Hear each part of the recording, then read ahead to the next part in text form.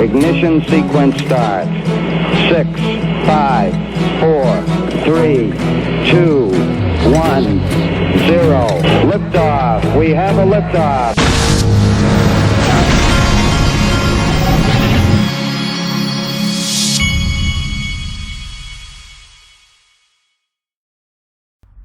Hey everybody, this is the Digital Asset Investor, and I want to remind everybody, tax season's coming up. I did my taxes this past year using Coin Tracker, okay, and there's a link to this in the top of the description. They're one of my sponsors. These guys, this is easy. What they do is basically you get your accounts and you can sync. It syncs all the wallets, the places you use to buy and sell crypto. Once it syncs them up, it just pulls it in, and then you're able to spit out the documents. You can email them to your accountant, or whatever you want to do. About as easy as it gets. You're not going to be able to do it without something like this, and it's very simple. I was able to figure out you can too. Link in the top of the description. Check it out. Now look at this this is from the official Cool Guy, and I think this is really important because it pointed something out I didn't know.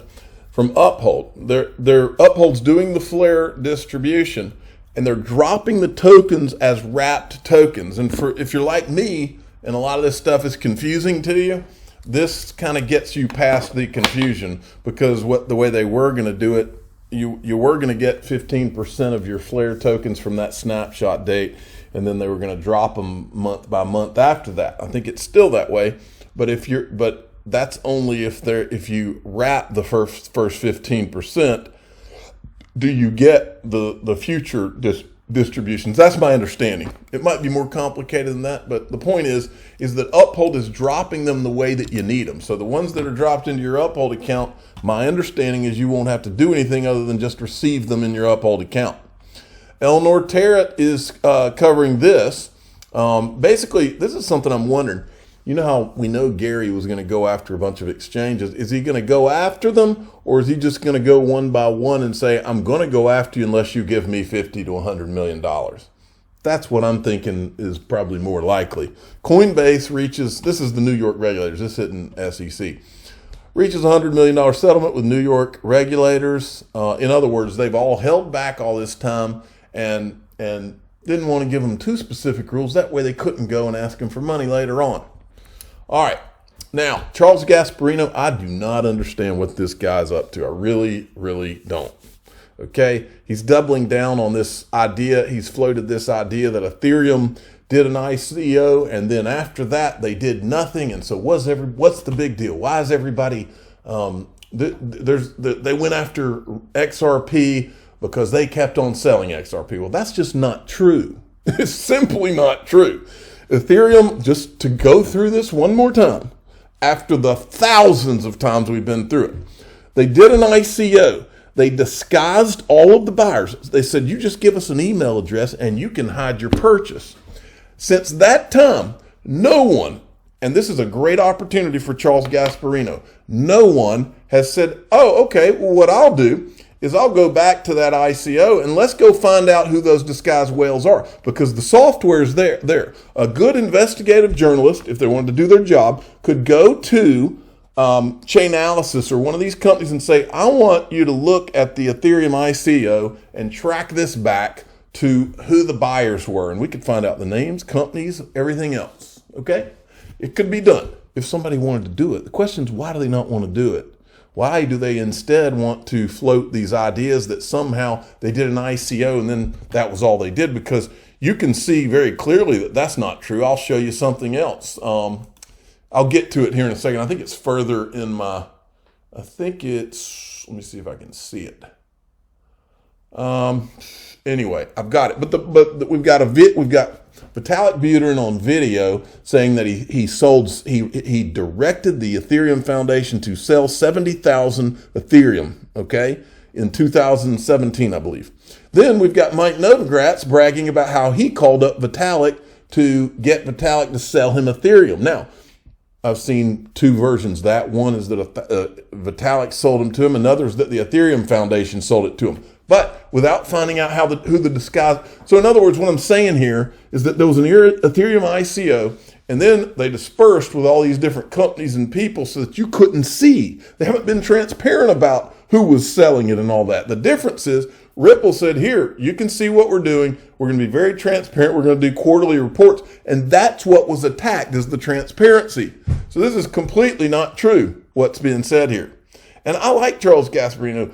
I appreciate what he and Eleanor Terrett have done in the last 1 or 2 years. They've been the only mainstream media that would cover this. But that doesn't mean that we have to just sit here when something's said that's not true.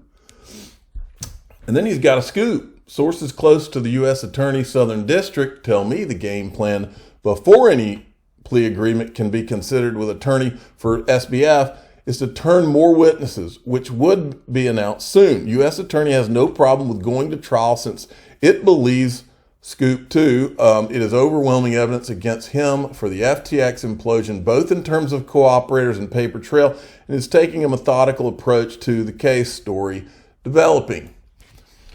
Now we've got Kramer. If you own Litecoin or Solana, I think you're an idiot. This guy, that's about all the time I want to waste on that guy. Then you got this. Just in, DOJ to seize SBF's 575 million Robinhood shares, prosecutors say. Man, there's no telling what's going to happen when all these things when they start moving in to do all these things. Then we got Caitlin Long. She says, all the commingling that happened among crypto intermediaries reminds me of the SEC action from 2016. Now, this is when Merrill Lynch was busted commingling funds. We didn't see anybody like Elizabeth Warren or Brad Sherman coming forward and saying, oh, well, Merrill Lynch was commingling funds, and therefore Wall Street and the financial industry is bad, and we need to ban it. They did not say that. In fact, maybe they didn't say anything because maybe, who knows, maybe that firm was contributing to their campaigns. I don't know. Or maybe they weren't even in office then. I don't know. So anyway, then we've also got JV was asking for look, I like JV. I think he's been a good contributor. But here he's saying that the Vitalik Buterin example where he's selling Ethereum is one time where Ethereum was sold after the ICO. Show me another one. And then here's another one. Here's Mike Novogratz. And I learned if you're a rich guy, you don't break the rules, right? So I was like, but I could buy OTC.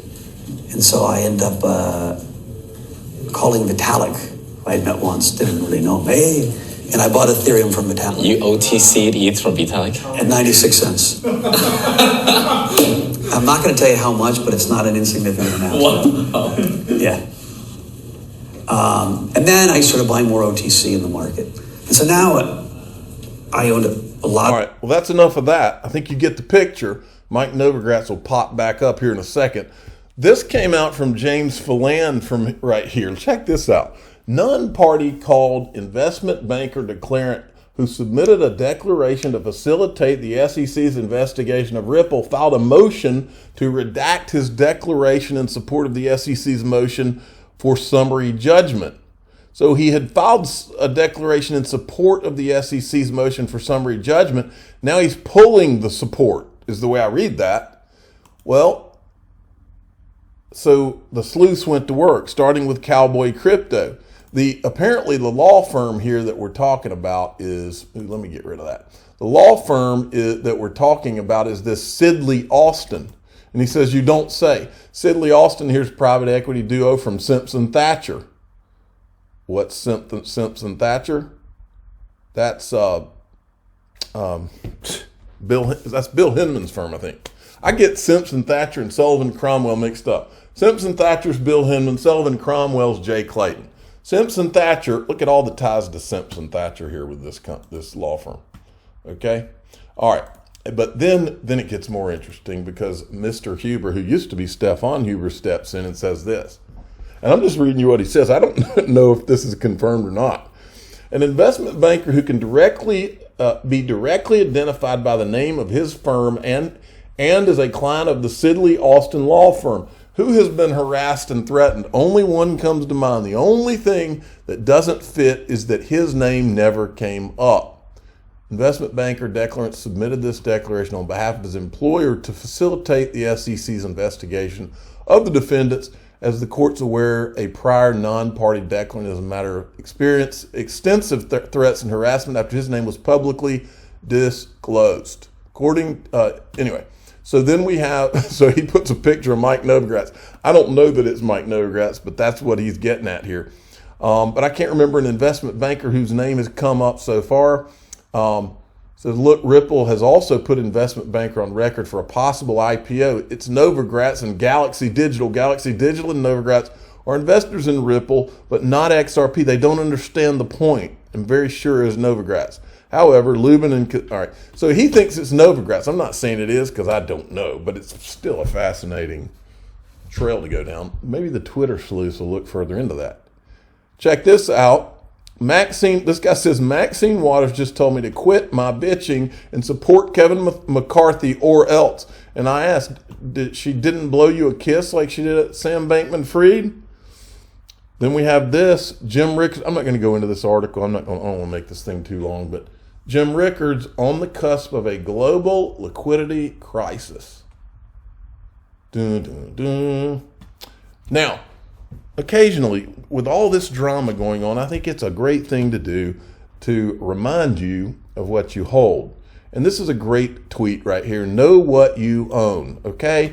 This is when Brad Garlinghouse was at the Swiss banking conference. From the private sector. With almost every central banker in the world in the room. Garlinghouse, who is the CEO of the financial technology company Ripple. I will start off by also thanking Charles, thanking Thomas, thanking Christine. It's an honor to be included.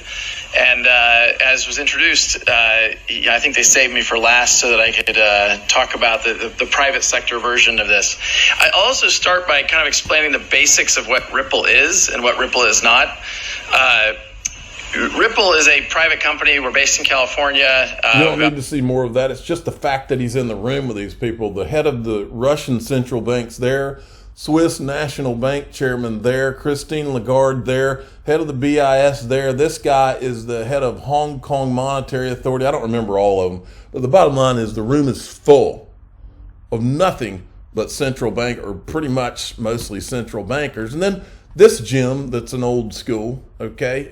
I need to pull this back up. This is one of the favorite things that my father, the official father of the Digital Asset Investor channel, ever said I put on the channel.